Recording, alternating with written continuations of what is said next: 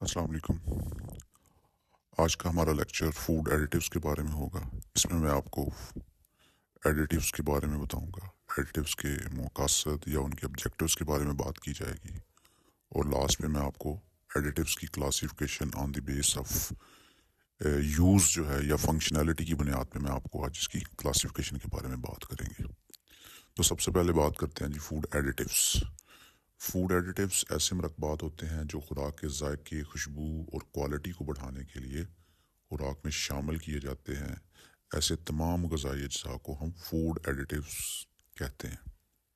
मिसाल के तौर पे आप खुराक के अंदर जायके को इम्प्रूव करने के लिए नमक, चीनी, मुख्तलिफ़ किस्म की स्पाइसेस को शामिल करते हैं, या फिर खुराक के कलर को बेहतर बनाने के लिए उसके अंदर फूड कलर को शामिल करते हैं।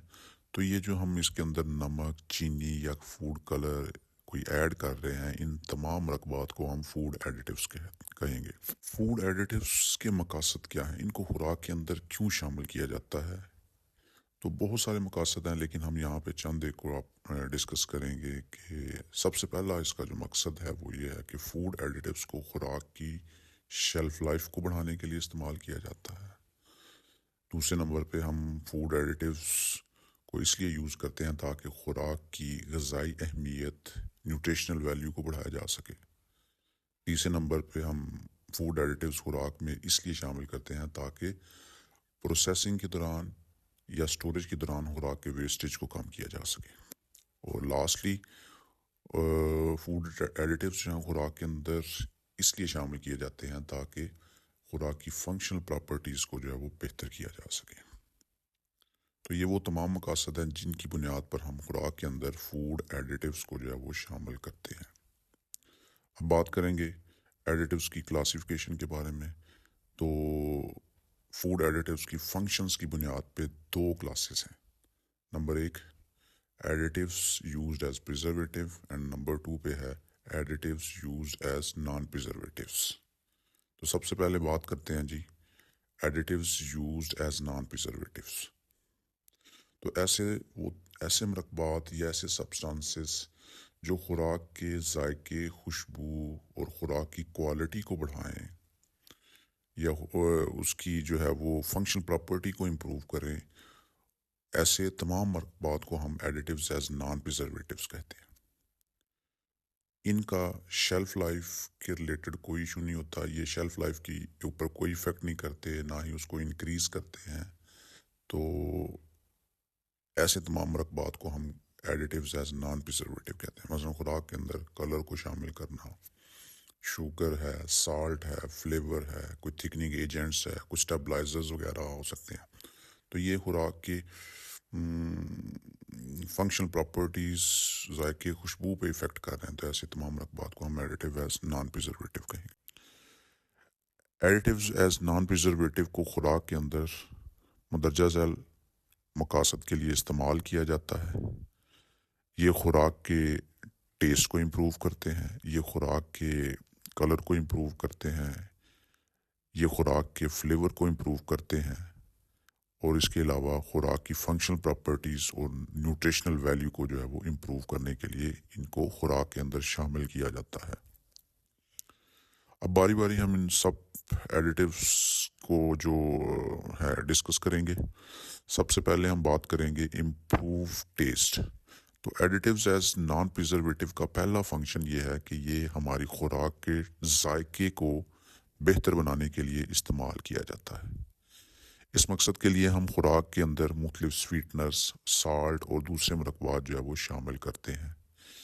ऐसे तमाम मरकबात जो खुराक के जायके को या टेस्ट को बेहतर कर दें, उन्हें एडिटिव्स एज नॉन प्रिजर्वेटिव कहा जाता है और ये टेस्ट को इम्प्रूव करने के लिए इस्तेमाल किए जाते हैं।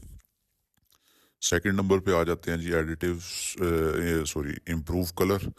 तो एडिटिव्स एज नॉन प्रिजर्वेटिव्स जो हैं ये खुराक के कलर को बेहतर बनाने के लिए खुराक के अंदर नेचुरल और आर्टिफिशियल दोनों किस्म के कलर्स जो हैं वो शामिल किए जाते हैं। مثلاً مشروبات، بیوریجز اور کنفیکشنری وغیرہ بنانے کے لیے کیرمل کلر کا استعمال کیا جاتا ہے۔ جیمز اور جیلیز کی تیاری کے دوران جو ہے وہ ہم مختلف سنتھیٹکس کلرز کا استعمال کرتے ہیں، اور ان کے ایڈ کرنے کا بیسک مقصد یہی ہوتا ہے کہ خوراک کے کلر کو بہتر بنایا جا سکے۔ Next, improve flavours. قدرتی فلیورز جن میں اسپائسیز، ہربز اور پلانٹ ایکسٹریکٹس، اسینشیل آئلز وغیرہ شامل ہیں، یہ خوراک کے اندر شامل کیے جاتے ہیں تاکہ خوراک کے فلیور کو بہتر بنایا جا سکے۔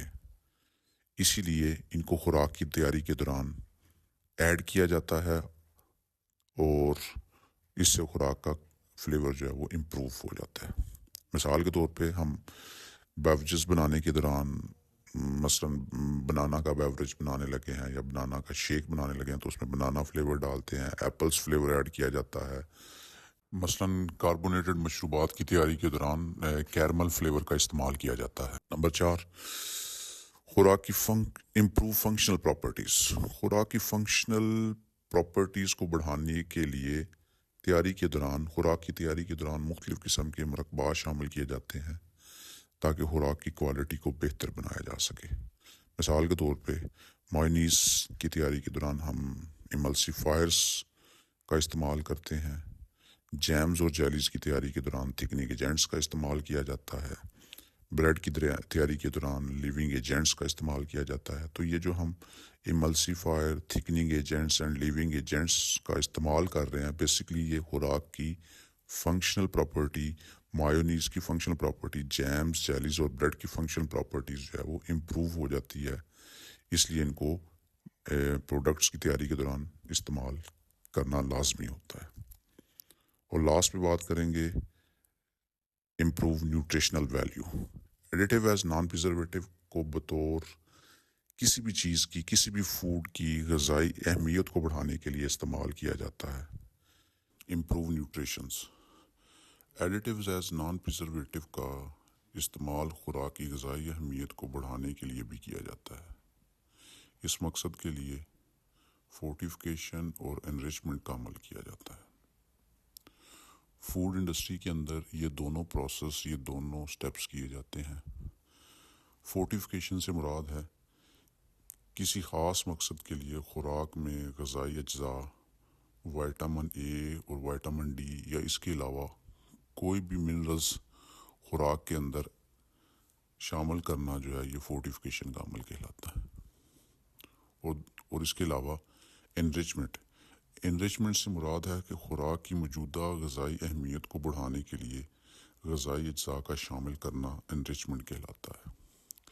آپ کو مارکیٹ کے اندر بہت ساری ایسی پروڈکٹس ملیں گی جو کہ جن میں فورٹیفیکیشن کی گئی ہے یا جن کے اندر جو ہے وہ انریچمنٹ آف نیوٹرینٹس کا عمل کیا گیا ہے۔